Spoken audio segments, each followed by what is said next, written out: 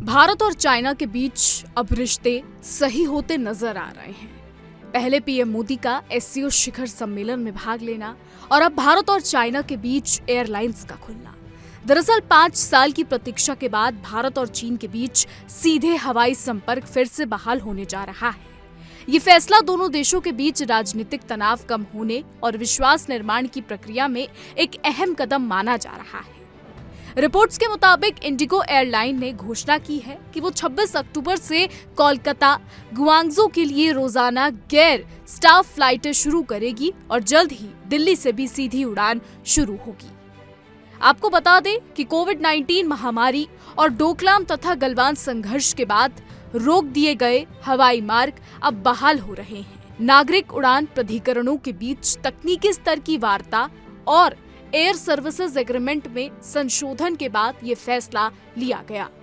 भारतीय विदेश मंत्रालय ने बताया कि ये पहल दोनों देशों के बीच धीरे धीरे सामान्यीकृत संबंधों और द्विपक्षीय व्यापार, पर्यटन और लोगों के संपर्क को बढ़ावा देने के लिए है।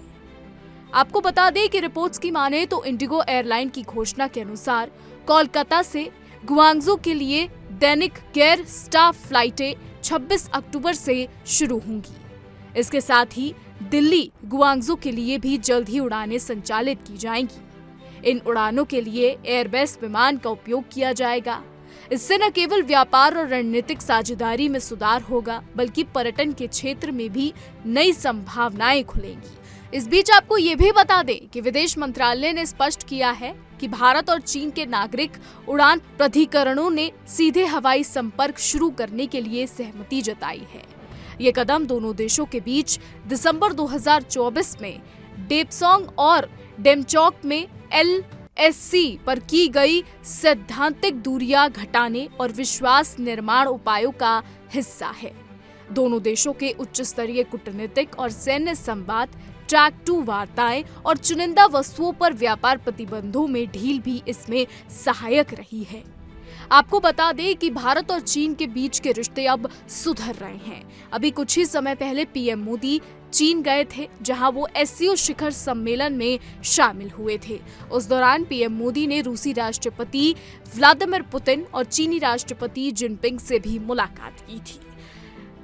चीन से जो तस्वीरें सामने आई, उनमें जिनपिंग और पीएम मोदी के बीच एक अच्छी दोस्ती दिखी, जिससे अब पूरे देशों में ये संकेत जाता है कि भारत और चीन के बीच के जो रिश्ते बिगड़े हुए थे वो कहीं ना कहीं अब सुधर रहे हैं।